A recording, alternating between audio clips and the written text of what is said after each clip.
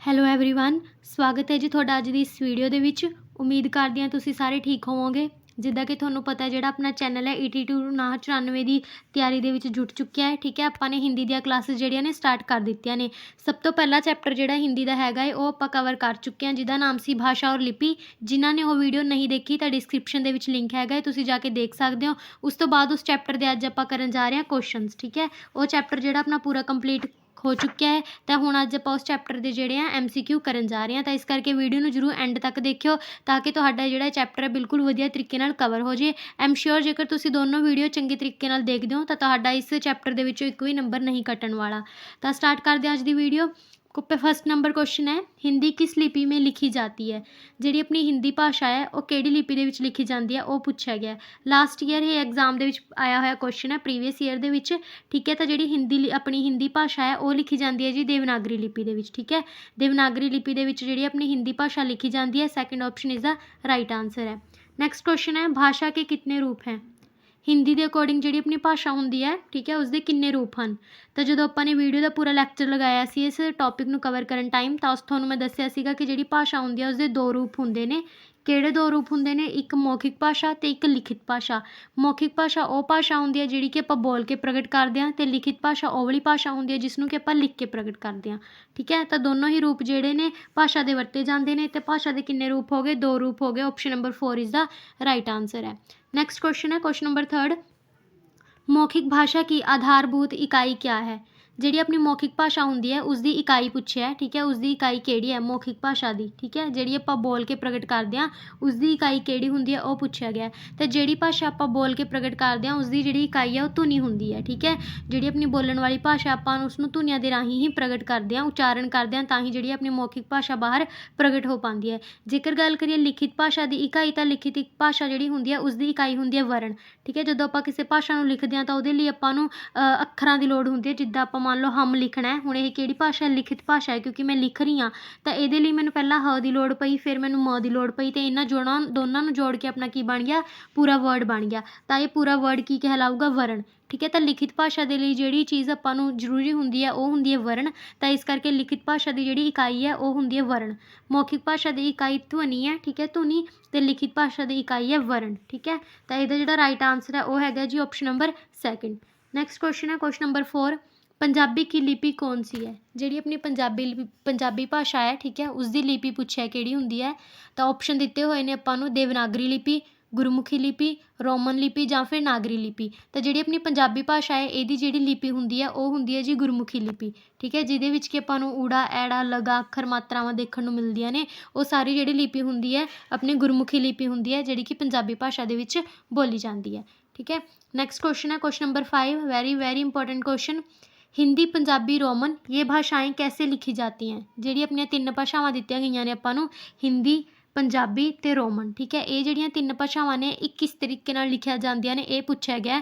Option ਦਿੱਤਾ ਹੋਇਆ दाईं से बाईं ओर, बाईं से दाईं ओर, उपरोक्त दोनों ਜਾਂ इनमें से कोई नहीं। ਤਾਂ ਜਿਹੜੀ ਆਪਣੀ ਹਿੰਦੀ ਭਾਸ਼ਾ ਹੈ, ਪੰਜਾਬੀ ਭਾਸ਼ਾ ਅਤੇ ਰੋਮਨ ਭਾਸ਼ਾ, ਇਹ ਜਿਹੜੀਆਂ ਲਿਖੀਆਂ ਜਾਂਦੀਆਂ ਨੇ ਇਹ ਲਿਖੀਆਂ ਜਾਂਦੀਆਂ ਨੇ ਜੀ ਲੈਫਟ ਟੂ ਰਾਈਟ। ਠੀਕ ਹੈ, ਮੰਨ ਲਓ ਆਪਾਂ ਹਮ ਵਰਡ ਲਿਖ ਰਹੇ ਹਾਂ ਤਾਂ ਪਹਿਲਾਂ ਹ ਲਿਖਾਂਗੇ ਫਿਰ ਮ, ਤਾਂ ਆਪਾਂ ਲੈਫਟ ਤੋਂ ਕੀ ਕਰਦੇ ਹਾਂ, ਰਾਈਟ ਨੂੰ ਜਾਂਦੇ ਹਾਂ, ਮਤਲਬ ਕਿ ਖੱਬੇ ਤੋਂ ਸੱਜੇ ਵੱਲ। ਤਾਂ ਇਹਦਾ ਜਿਹੜਾ ਰਾइट आंसर ਹੈ ਉਹ ਹੈਗਾ ਜੀ ਆਪਸ਼ਨ ਨੰਬਰ 2, बाईं से दाईं ओर।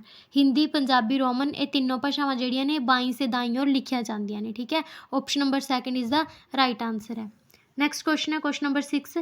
ਨੈਕਸਟ ਕੁਐਸਚਨ ਦੇਖਣ ਤੋਂ ਪਹਿਲਾਂ ਇੱਕ ਰਿਕੁਐਸਟ ਹੈ ਕਿ ਜੇਕਰ ਤੁਸੀਂ ਚੈਨਲ 'ਤੇ ਨਵੇਂ ਹੋ ਤਾਂ ਚੈਨਲ ਨੂੰ ਜ਼ਰੂਰ ਸਬਸਕ੍ਰਾਈਬ ਕਰ ਲਓ। ਠੀਕ ਹੈ, ਅਤੇ ਜੇਕਰ ਤੁਸੀਂ ET2 994 ਦੀ ਤਿਆਰੀ ਕਰ ਰਹੇ ਹੋ ਤਾਂ ਇਹ ਜਿਹੜਾ ਚੈਨਲ ਹੈ ਤੁਹਾਨੂੰ ਬਹੁਤ ਜ਼ਿਆਦਾ ਹੈਲਪ ਕਰੇਗਾ। ਠੀਕ ਹੈ, ਇੱਕ ਵਾਰੀ ਸਾਡੇ ਨਾਲ ਜੁੜ ਕੇ ਦੇਖੋ, ਤੁਹਾਨੂੰ ਜਿਹੜੀ ਹੈ ਬਹੁਤ ਜ਼ਿਆਦਾ ਹੈਲਪ ਇਸ ਚੈਨਲ ਤੋਂ ਮਿਲੇਗੀ। ਅਤੇ ਜੇਕਰ ਵੀਡੀਓ ਹੈਲਪਫੁਲ ਲੱਗ ਰਹੀ ਹੋਵੇ ਤਾਂ ਵੀਡੀਓ ਨੂੰ ਜ਼ਰੂਰ ਲਾਈਕ ਕਰਿਓ, ਕਿਉਂਕਿ ਆਪਾਂ ਜਿੰਨੇ ਵੀ ਸਬਜੈਕਟ ਆ, ਚਾਹੇ ਉਹ ਇੰਗਲਿਸ਼ ਹੈ, ਪੰਜਾਬੀ ਹੈ, SST ਹੈ, ਸਾਇੰਸ ਹੈ, ਆਪਾਂ ਸਾਰੇ ਉਹ ਟੌਪਿਕ ਵਾਈਜ਼ ਕਵਰ ਕਰਦੇ ਜਾਵਾਂਗੇ। ਜਿਸ ਤਰ੍ਹਾਂ ਕਿ ਆਪਣੀਆਂ ਹਿੰਦੀ ਦੀਆਂ ਕਲਾਸਿਸ ਲੱਗ ਰਹੀਆਂ ਨੇ ਵਿਦ ਟੌਪਿਕ ਪਲੱਸ MCQ, ਇਸੇ ਤਰ੍ਹਾਂ ਆਪਣੇ ਬਾਕੀ ਸਬਜੈਕਟ ਵੀ ਕਵਰ कराए जाएंगे।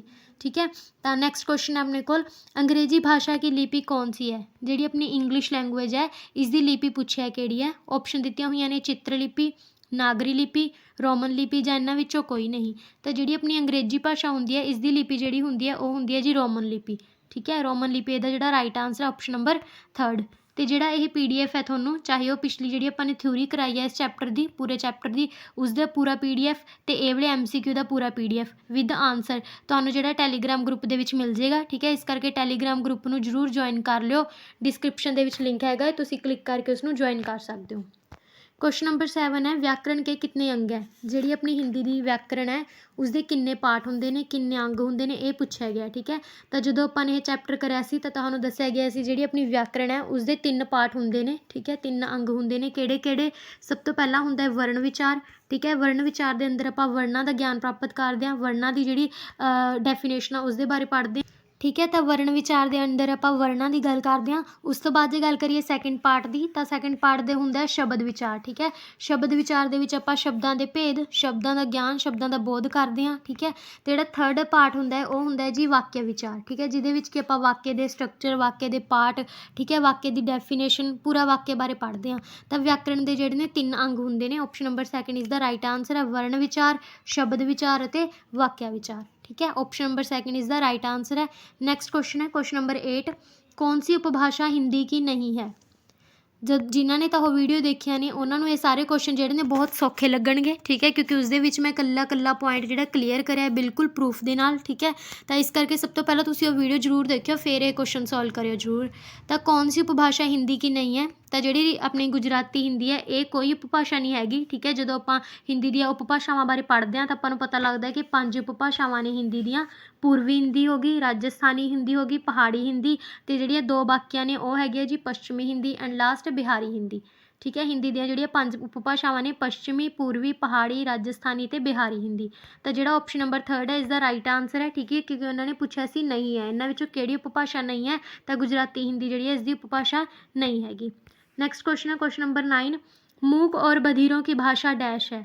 मूक और बधिरो कौन होंदे ने? ਉਹ ਵਾਲੇ ਲੋਕ ਜਿਨ੍ਹਾਂ ਤੋਂ ਪ੍ਰੋਪਰ ਬੋਲਿਆ ਨਹੀਂ ਜਾਂਦਾ। ਠੀਕ ਹੈ, ਜਿਹੜਾ ਕਿ ਉਚਾਰਨ ਸਹੀ ਤਰੀਕੇ ਨਾਲ ਨਹੀਂ ਕਰ ਪਾਉਂਦੇ, ਤੇ ਬਧੀਰੋ ਵਗੈਰਾ ਜਿਹੜੇ ਹੁੰਦੇ ਨੇ ਉਹਨਾਂ ਨੂੰ ਇਹ ਦਿੱਕਤ ਆਉਂਦੀ ਹੈ ਕਿ ਉਹ ਨਾ ਤਾਂ ਪ੍ਰੋਪਰ ਸੁਣ ਪਾਉਂਦੇ ਨੇ। ਠੀਕ ਹੈ, ਤੇ ਨਾ ਹੀ ਉਹਨਾਂ ਨੂੰ ਜਿਹੜਾ ਪ੍ਰੋਪਰ ਬੋਲ ਪਾਉਂਦੇ ਨੇ। ਤਾਂ ਇਸ ਕਰਕੇ ਜਿਹੜੇ ਉੱਦਾਂ ਦੇ ਲੋਕ ਹੁੰਦੇ ਨੇ ਜਿਨ੍ਹਾਂ ਨੂੰ ਕਿ ਇਸ ਪ੍ਰਕਾਰ ਤੇ ਡਿਸੇਬਿਲਿਟੀ ਹੁੰਦੀ ਹੈ, ਉਹ ਲੋਕ ਉਹਨਾਂ ਲੋਕਾਂ ਦੀ ਜਿਹੜੀ ਭਾਸ਼ਾ ਹੁੰਦੀ ਆ ਉਹ ਕਿਸ ਤਰ੍ਹਾਂ ਦੀ ਹੁੰਦੀ ਆ ਉਹ ਪੁੱਛਿਆ ਗਿਆ। ਠੀਕ ਹੈ, ਮੂਕ ਔਰ ਬਧੀਰੋ ਕੀ ਭਾਸ਼ਾ ਡੈਸ਼ ਹੈ, ਤਾਂ ਉਹ ਜਿਹੜੀ ਭਾਸ਼ਾ ਹੁੰਦੀ ਹੈ ਉਹ ਹੁੰਦੀ ਹੈ ਸੰਕੇਤਿਕ।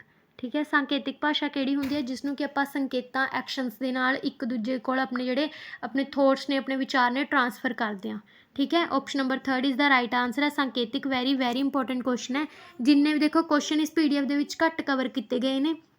घट मतलब कि अपना ये जो चैप्टर है बहुत छोटा जिहा चैप्टर है, लेकिन इस चैप्टर के विचों हरेक पेपर के क्वेश्चन पक्का आंदा है। 2 बारी पेपर हो चुके हैं, 23 64 ते 66 35, तो दोनों ही पेपर के विचों इस चैप्टर के विचों एक क्वेश्चन पूछा गया। तो जिन्ने भी इस चैप्टर के विच क्वेश्चन बनते सीगे वो सारे आपां ने ऐड किए हैं। इस करके इस वीडियो को जरूर एंड तक देखियो तो सारे क्वेश्चनों को कवर करियो।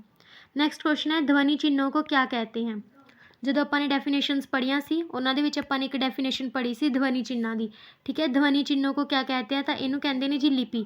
ਠੀਕ ਹੈ, ਲਿਪੀ ਦੀ ਜਿਹੜੀ ਡੈਫੀਨੇਸ਼ਨ ਸੀ ਉਹ ਇੱਦਾਂ ਸੀਗੀ ਕਿ ਹਰੇਕ ਧੁਨੀ ਨੂੰ ਲਿਖਣ ਦੇ ਲਈ ਕੋਈ ਨਾ ਕੋਈ ਚਿੰਨ੍ਹ ਹੁੰਦਾ ਹੈ। ਮੰਨ ਲਓ ਆਪਾਂ ਹ ਲਿਖਣਾ ਹੈ ਤਾਂ ਹ ਇਸਦਾ ਇੱਕ ਸਾਈਨ ਹੈ ਨਾ, ਜੇ ਆਪਾਂ ਹ ਇੱਦਾਂ ਲਿਖਾਂਗੇ ਤਾਂ ਹੀ ਆਪਾਂ ਨੂੰ ਪਤਾ ਲੱਗ ਰਿਹਾ ਕਿ ਇਹ ਹ ਹੈ। ਤਾਂ ਜਿਹੜੇ ਇਹ ਲਿਪੀ ਚਿੰਨ੍ਹ ਹੁੰਦੇ ਨੇ, ਧੁਨੀ ਚਿੰਨ੍ਹ ਹੁੰਦੇ ਨੇ, ਇਹਨਾਂ ਨੂੰ ਹੀ ਲਿਪੀ ਕਹਿੰਦੇ ਨੇ। ਠੀਕ ਹੈ, ਹਰੇਕ ਧੁਨੀ ਨੂੰ ਲਿਖਣ ਦੇ ਲਈ ਕੋਈ ਨਾ ਕੋਈ ਚਿੰਨ੍ਹ ਚਾਹੀਦਾ ਹੁੰਦਾ ਹੈ, ਇਹਨਾਂ ਧੁਨੀ ਚਿੰਨ੍ਹਾਂ ਨੂੰ ਹੀ ਲਿਪੀ ਕਹਿੰਦੇ ਨੇ। Option number 3 is the right answer ਹੈ। ਕਿਸੇ ਵੀ ਭਾਸ਼ਾ ਨੂੰ, ਕਿਸੇ ਵੀ ਭਾਸ਼ਾ ਦੀਆਂ ਜਿਹੜੀ ਵਿਸ਼ੇਸ਼ ਧੁਨੀਆਂ ਹੁੰਦੀਆਂ ਨੇ ਉਹਨਾਂ ਨੂੰ ਲਿਖਣ ਦਾ ਇੱਕ ਵਧੀਆ ਤਰੀਕਾ ਜਿਹੜਾ ਹੁੰਦਾ ਹੈ ਉਹ ਲਿਪੀ ਹੁੰਦਾ ਹੈ। ਤਾਂ ਆਪਸ਼ਨ ਨੰबर 3 ਇਜ਼ ਦਾ ਜਿਹੜਾ ਰਾਈਟ ਆਂਸਰ ਹੈ। ਨੈਕਸਟ क्वेश्चन है हिंदी कहाँ से विकसित हुई है। ठीक है, नैक्सट क्वेश्चन है हिंदी जी है कहाँ से विकसित हुई है। तो जो अपने हिंदी की पूरे विकास की गल की सी तो आपको पता लग गया सी जी हिंदी भाषा है वो संस्कृत भाषा तो विकसित हुई है। ठीक है, सब तो ओल्डेस्ट लैंगुएज जी है, सब तो पुरानी लैंगुएज वो अपनी संस्कृत भाषा है। तो संस्कृत भाषा को होर किहड़ी भाषा कहा जाता है, इसनूं आर्य भाषा भी कहते हैं। ठीक है, तो इनू देव भाषा भी कहते हैं क्योंकि देवते वगैरह जोड़े बोलते थे वो ज़्यादातर संस्कृत भाषा के गल करते सन। ठीक है, उन्होंने जिन्ने भी ऋग्वेद वगैरह जोड़े बनाए गए हैं संस्कृत भाषा के रचित हैं।